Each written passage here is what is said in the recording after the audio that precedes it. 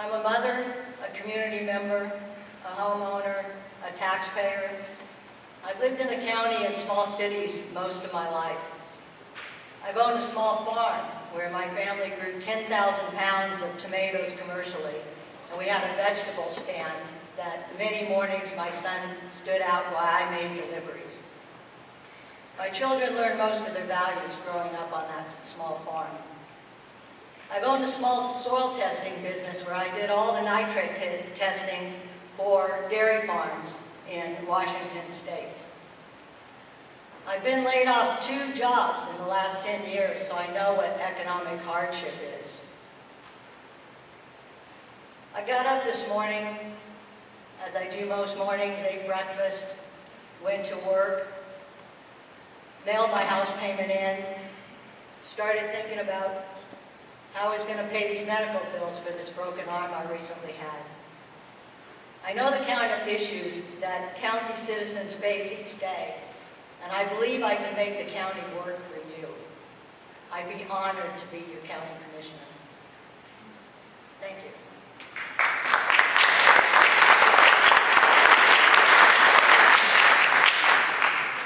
Jim. Well, I'm not going to waste a lot of time with thank yous. You know that I respect and love you all. That's why I'm running for this position. You might wonder where I live. I live out Bailey Hill, and I'm sure you're thinking, how is that possibly East Lane County? Right?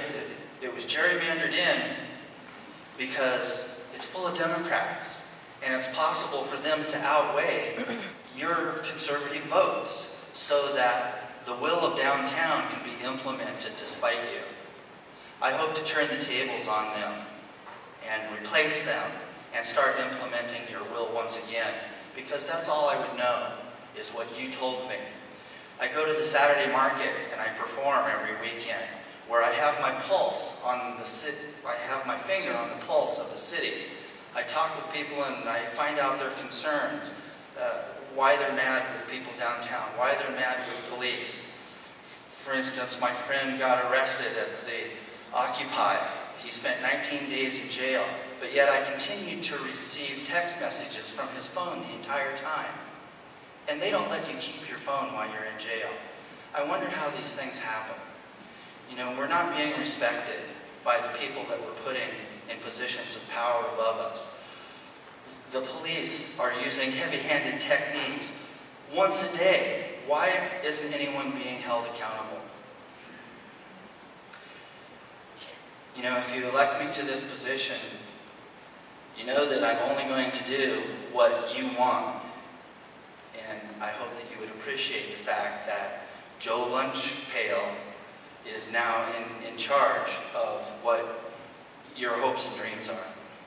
Thank you for inviting me tonight.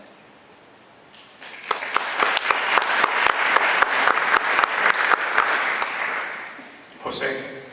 Thank you. I would like to echo Joanne's remarks about the thank yous. Additionally, I would like to thank my fellow panel members for comporting ourselves collectively in a respectful fashion. But indeed, this is all about you. It's not about us.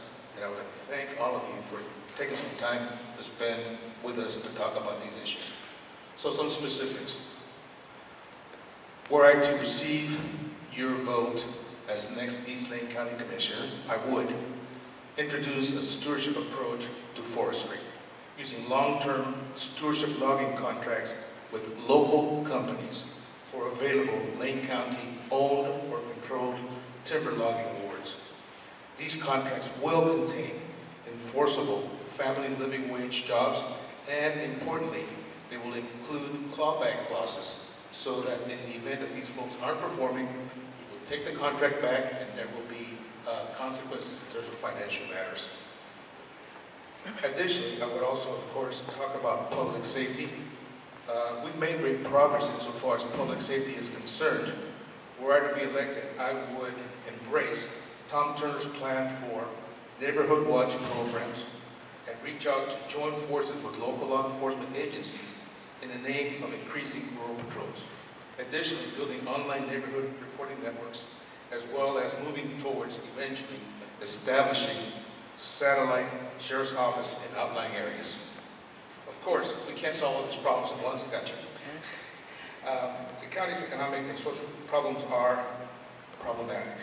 However, if the above policies that I have outlined rather than stated in a speech are not implemented, we will become yet another forgotten corner of this country. So, if current policies are acceptable, by all means, I am not your candidate. Let's change Lane County into a place that we all are proud to call home. Thank you.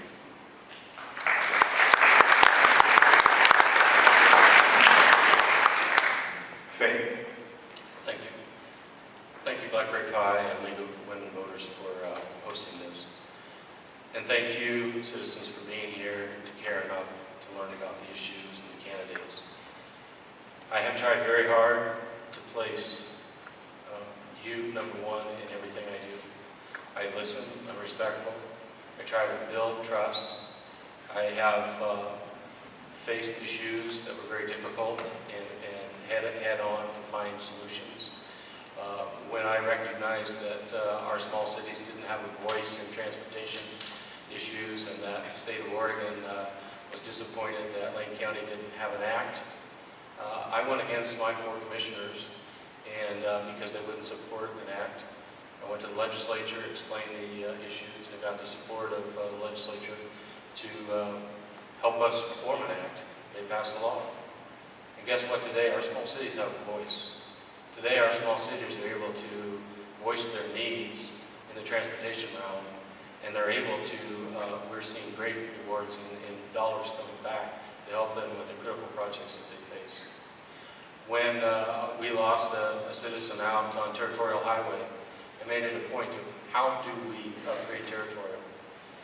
In a time when ODOT didn't care about that road, I seeked out how could we possibly find a way for Lane County to engage in improving that road. And today we received dollars to do the planning, the environmental work, and we're going to be ready when the time is right to be able to upgrade that road, when dollars are available, if there's ever federal dollars to help with that. I have done everything I can to place citizen needs number one. Whether it's a land use issue, I have to follow the law. And the other thing I have to recognize is that one commissioner doesn't change the world. You have to have 3 votes on the board to do anything. And so these are great ideas that are before you, but you have to build trust. And I hope that I have done that and continue. Thank you.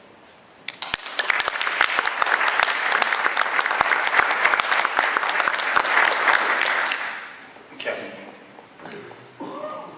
Yes, thank you to everybody who's helped make this possible. And I want to particularly recognize you folks who put together these questions, which have been really excellent and put us through our paces, pretty challenging. You try answering one of those questions in a minute. and not sounding like carrot salad or something. So you're great, and you represent what Lane County has to work with. You are Lane County, and we aim to be the vessel to help Lane County be a better version of itself. So let's think about this district for a minute. This district is made up of, it's quite amazing. It's a beautiful piece of landscape, going from the Cascade Ridge down to the Willamette Bottomland in Coburg, and then you have the Mohawk Valley and Marcola. You have the McKenzie Valley going up to McKenzie Bridge, the Middle Fork of the Willamette where we live in Dexter, going up to Oak Ridge, the Row River, the Coast Fork down here in Cottage Grove, and yes, the district does now go up into West Eugene, so the Churchill neighborhood of West Eugene, since the 2011 gerrymander, is part of this district. Now that gerrymander was done by a conservative majority, not by Democrats for Democrats, but these commissioners, we are honor bound, and in my case I'm inspired to represent Churchill and Cottage Grove, and all these watershed valleys that are like chains of pearls of country villages that need to have their own character brought to the fore in the context of building rural prosperity. Working together for the good of each of these communities each watershed, and for East Lane County as a whole, we can together make this the secure, stable, and vibrant region